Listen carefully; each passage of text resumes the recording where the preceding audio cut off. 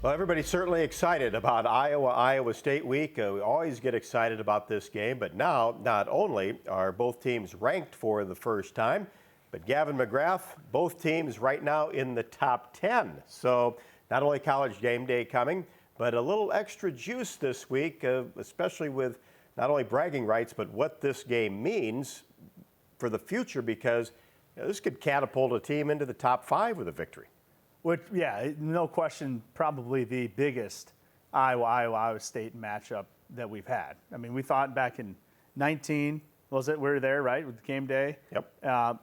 We thought that was the biggest ever, and now it's been trumped by 21. As you said, college game day, 2 top 10 teams, some Heisman candidates potentially on the field playing, a lot of first-round picks. I mean, all eyeballs will be in Ames, Iowa, which is about the worst city in the world, but no, it'll be just an absolute blast to watch this game on Saturday. I can't wait. Yeah, there's just a lot of storylines, which is going to come out every single day, the build-up for Saturday. And I think when you look at this game, too, a lot of people I've already talked to over the weekend and earlier this week, well, Iowa State, okay, well, Northern Iowa gave them a really good game. At 16-10, had the ball late, and you never know. One big play, and you end up losing the game. And then Iowa thought that would be a tough contest with Indiana. The way the Hawkeyes started didn't turn out that way, but I don't think you read in too much last week's games heading into this week. Yeah, you really don't at all. And you never really have, right? I think Iowa fans have come to understand that it doesn't matter what happened 1 or 2 or 3 weeks leading up. It's a whole new game, and especially, I mean, Iowa State, if they can't get a W over Iowa with Matt Campbell at the helm, I mean, there's going to be, I don't know. It's going to be a really good football game. Certainly, the Charlie Kohler was hurt. You know, big third down target for them. He wasn't in the game at all, the tight end. So it's going to be it doesn't matter what happened against UNI. It's a whole new game. We got 2 legit top 10 teams. And I would imagine that Iowa State probably left some things, off the field, off film against UNI that they'll bring to us and challenge our defense. And I think Iowa had the opportunity probably to do that as well. Yeah, certainly once the game was under control, notice we didn't score much in the second half against Indiana. And you got to think that they're gunny sacking some plays, keeping those off film, knowing Iowa State's coming. Well, and you look at Iowa State, too, and you think about, well, there's pressure on both sides, certainly. But as you mentioned, Matt Campbell has yet to defeat Iowa. It's 5 victories in a row for the Hawkeyes. And there's been some close calls, but still the W has gone to the black and gold. So you think maybe some added pressure in Ames versus Iowa City right now. Yeah, I would think no question, right? No question. I mean, coming off a Fiesta Bowl victory. Yeah, and that had to, I would bet, play a big role into playing all these guys that came back and took their extra year, had to play a part in it too. They've never beaten Iowa. And so there's going to be some extra juice on both sides, and certainly in Ames being at home. It's going to be really tough environment to play. Campbell's created a phenomenal culture there at Iowa State and gotten them to levels that I think people never thought they could get to. Yeah, no question about that. And now when you start looking at all the things that Iowa State has accomplished, the one sitting out there Matt Campbell has not defeated the Hawkeyes. And Iowa, I think you look back to a victory against Indiana, one terrific for a conference win to get that under your belt before you end up going to Maryland in 3 weeks. You got 3 straight non-conference games. So you look at the Hawks in that start, you just couldn't dream it up any better. I mean, you get a pick 6, you get a 50-yard plus run from Tyler Goodson, just really set the tone in a very electric atmosphere inside Kinnick.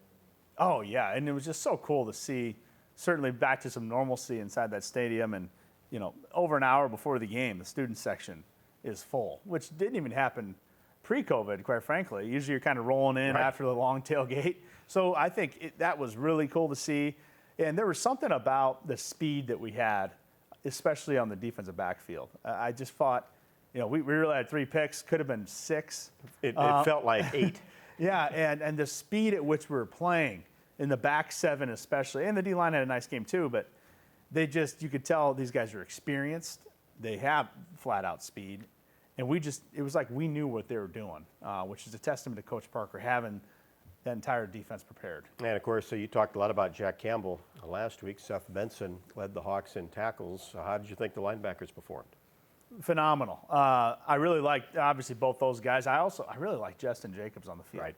he has a new dynamic of speed that, Saw that in the spring. that kind of reminds me of having Christian Kirksey back out there in that Leo or Cash position. But you put him or Dane Belton on the field. We just have really a lot of depth there at that linebacker / Cash position. You could be a really good player, defensive back at Iowa, and not see the field. Yeah, Terry Roberts, Right. right now he's special teams phenom, and would be starting if Hankins left, he'd be in the starting quarterback role, and he's starting at probably just about every other Big Ten defensive backfield. But we just got some depth, and we got some dudes right now. It's fun. They picked on Riley Moss, so went his direction a lot, and of course ended up being Big Ten Defensive Player of the Week with 2 pick 6. We'll take a look at both of those and some other big plays when we come back on Black and Gold Breakdown.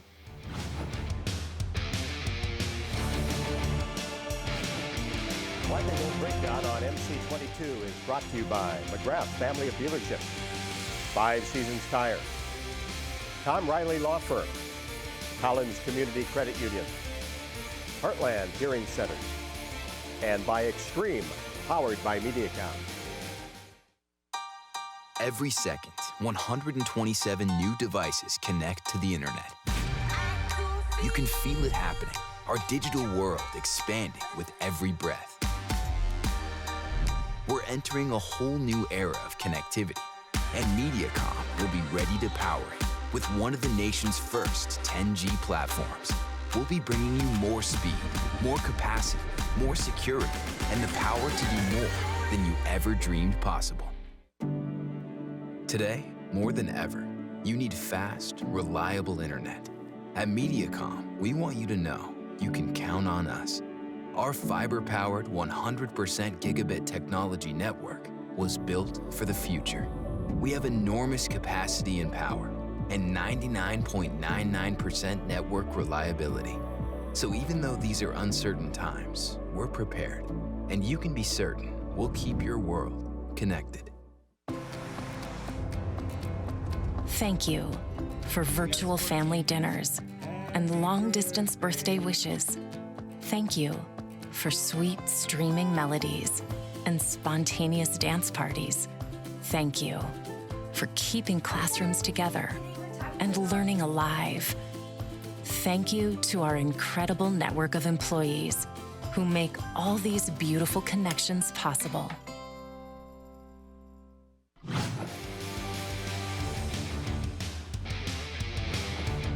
5 plays of the game brought to you by McGrath Family of Dealerships, and we've got some big ones for you, all in the first half, of course, as Iowa set the tone to start the 2021 campaign. And you talk about guys that look like they might be able to play a little whiteout.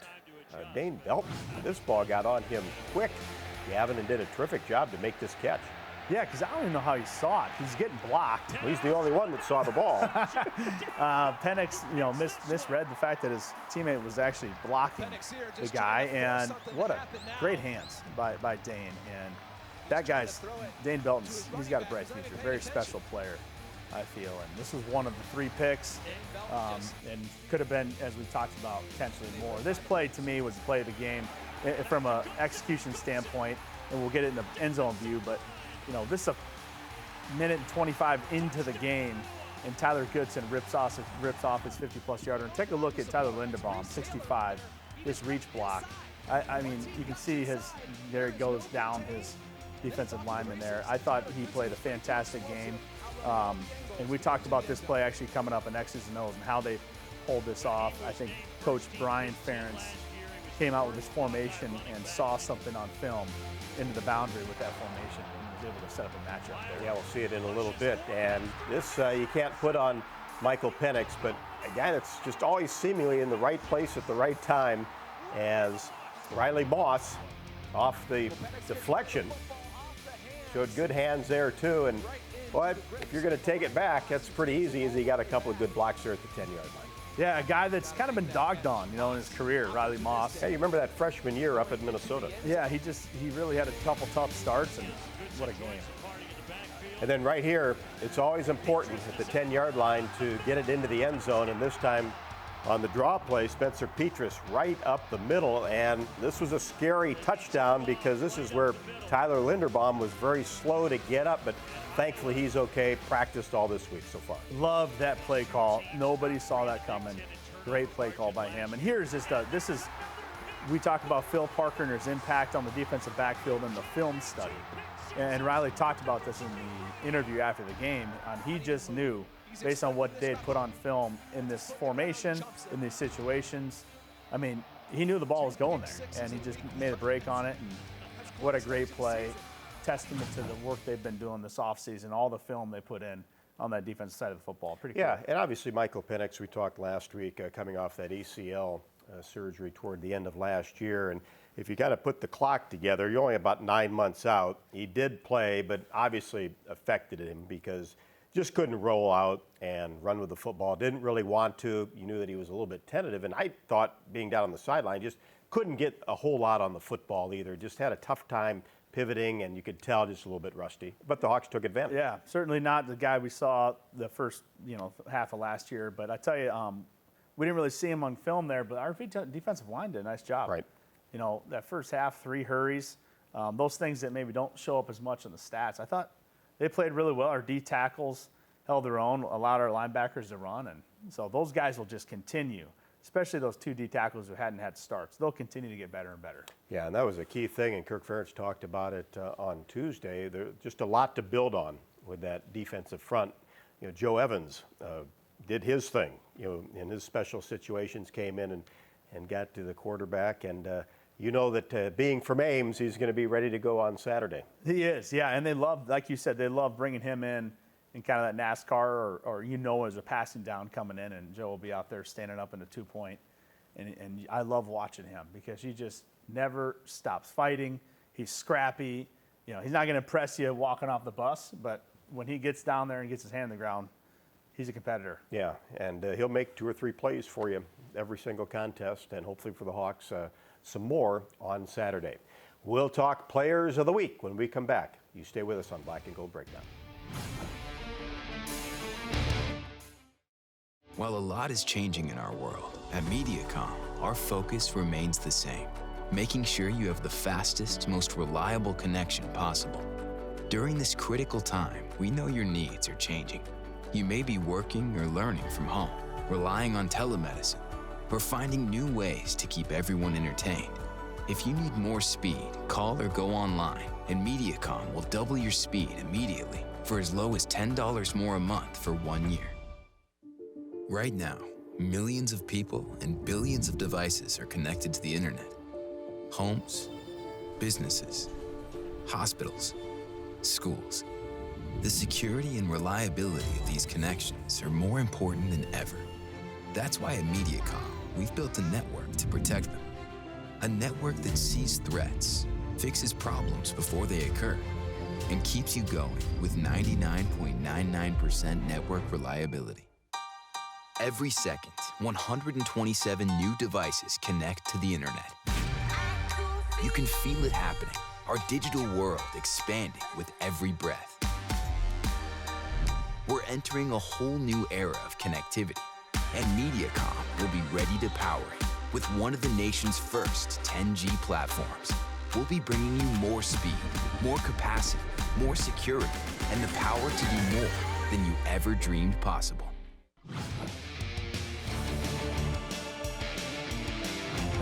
Players of the Week had a chance to talk to Tyler Goodson after the game, and just so happy to be back on the field with fans. I mean, the players obviously happy that able to play in 2020 at all, but you could just really tell when they walked out on the field, took a look around. As you mentioned, Gavin, the student section was there early, an hour before the game, before the players came out for warm-ups. So they were really energized, and boy, did Tyler Goodson provide some juice at the beginning thanks to that outstanding blocking.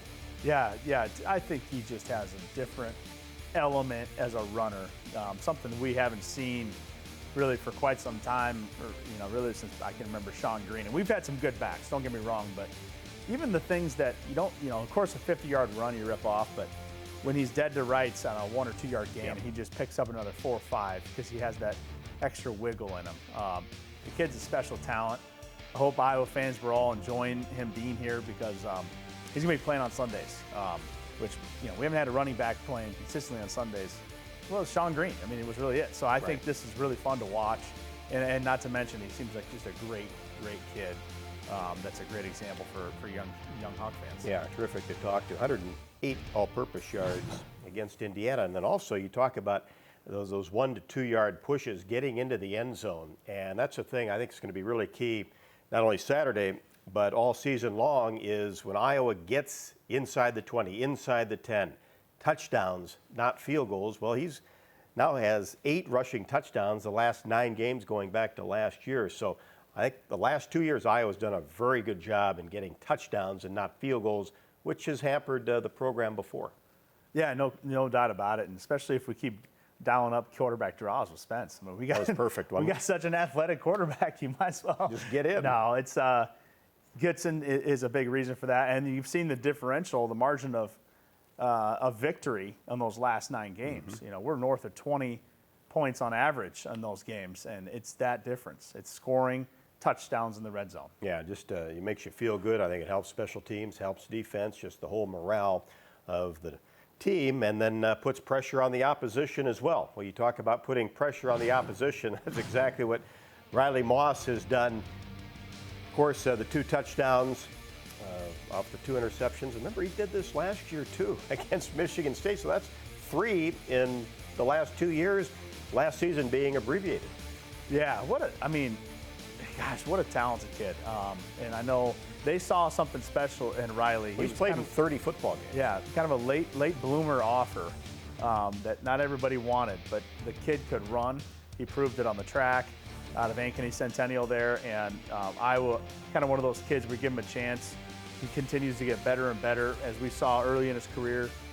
Stubbed his toe against some good defense or against some good players, and now he's turned into one heck of a cover corner and certainly has great ball skills, and he showed he can run. So this is really fun to watch him. Well, you just had to watch him in the 110 hurdles in high school to figure out he could run, which I saw him do plenty, so that wasn't a problem. But sometimes guys are overlooked, underrated a little bit, but he got thrown into the mix early. So he was the type of player, Gavin, and you know many of them, that came on as a freshman, and then all of a sudden 2 or 3 games into the year, maybe it's an injury, maybe you're just kind of making your move, and all of a sudden the coaches started talking about him. Hey, this kid's got a lot of skill, and then was thrown into the mix during the Big Ten season.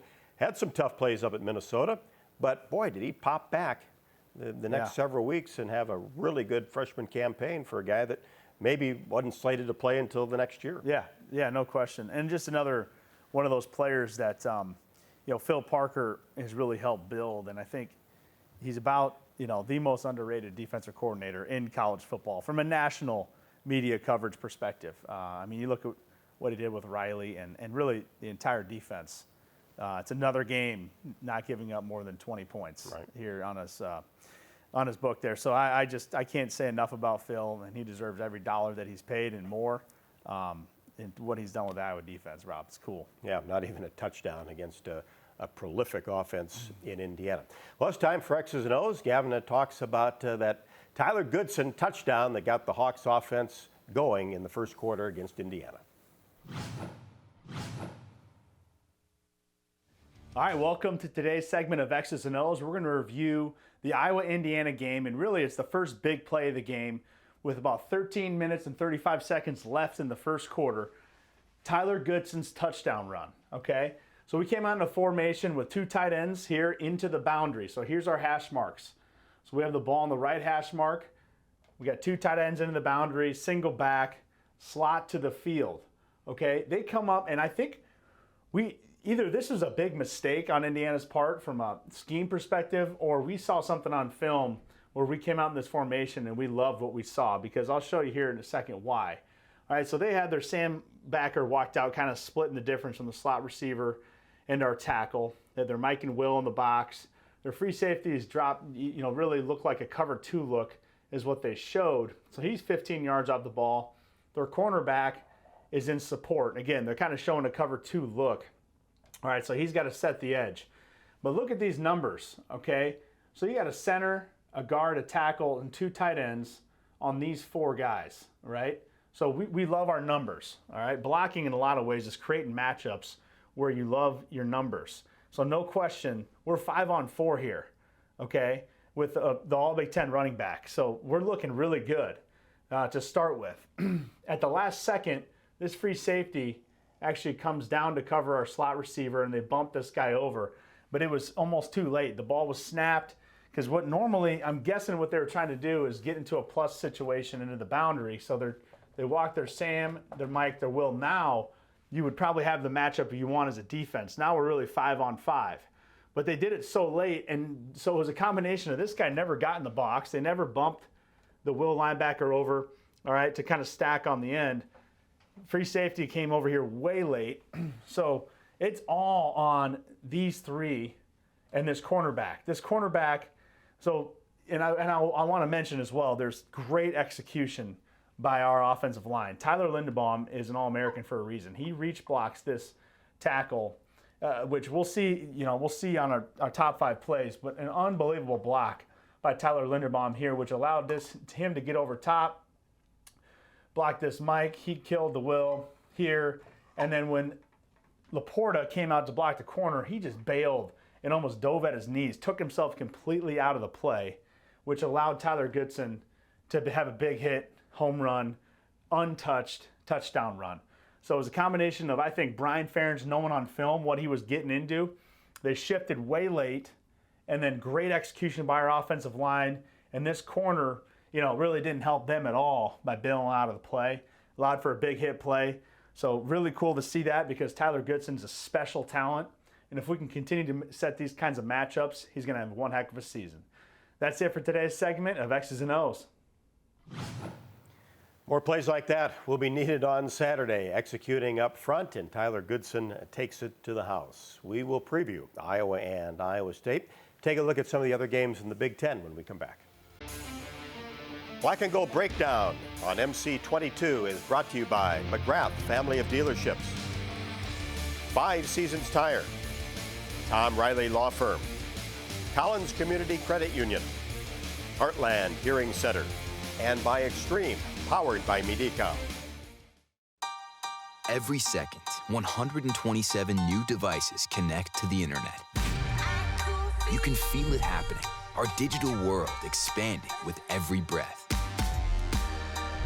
We're entering a whole new era of connectivity, and Mediacom will be ready to power it with one of the nation's first 10G platforms. We'll be bringing you more speed, more capacity, more security, and the power to do more than you ever dreamed possible. Today, more than ever, you need fast, reliable internet. At Mediacom, we want you to know you can count on us. Our fiber-powered 100% gigabit technology network was built for the future. We have enormous capacity and power, and 99.99% network reliability.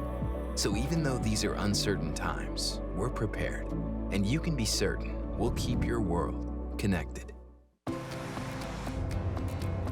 Thank you for virtual family dinners and long-distance birthday wishes. Thank you for sweet streaming melodies and spontaneous dance parties. Thank you for keeping classrooms together and learning alive. Thank you to our incredible network of employees who make all these beautiful connections possible. Today, more than ever, you need fast, reliable internet. At Mediacom, we want you to know you can count on us. Our fiber-powered 100% gigabit technology network was built for the future. We have enormous capacity and power, and 99.99% network reliability. So even though these are uncertain times, we're prepared, and you can be certain we'll keep your world connected.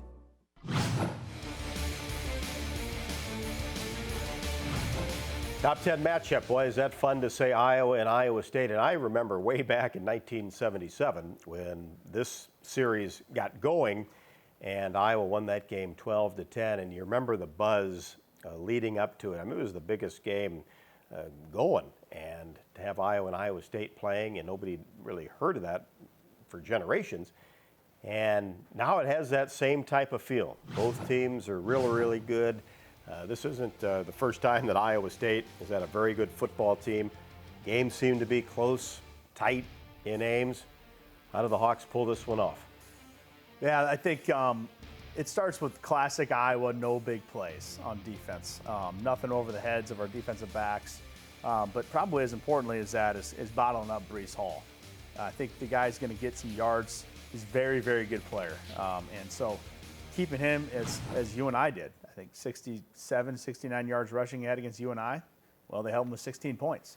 If we can bottle him up, contain him, which includes no big bust runs, we got a chance, I think, defensively. And on the offensive side of the football, it's get Tyler Goodson going. I mean, we are a phenomenally, overwhelmingly good record when we rushed for over 100 yards. And if we can get Goodson going and hopefully rip off a couple big plays, a couple pick sixes wouldn't be bad either. Those always help. That might help. But no, it comes down to stopping the run, running the football, to me, as simple as that sounds.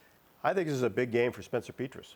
Yeah. You know, did what he needed to do, and obviously on a 7-game winning streak, but you figure the offense is going to open up a little more this week than last week. Yeah. Get Tyrone Tracy involved. Some of these young receivers, Arlen Bruce and Keegan Johnson, and of course Nico Reganey. Sam Laporta's going to be huge. Yeah. And I think this is going to come down to Brock Purdy. He's got 34 starts under his belt. So he's been around the block. And Spencer Petras, still you forget, this is only his second year starting. And I'm not sure he's seen an atmosphere like this after having no atmosphere last year on the road. So I think that's going to be a main element for the Hawkeyes offensively, because you have to put some points on the board, I think, in this game, Gavin, to win it.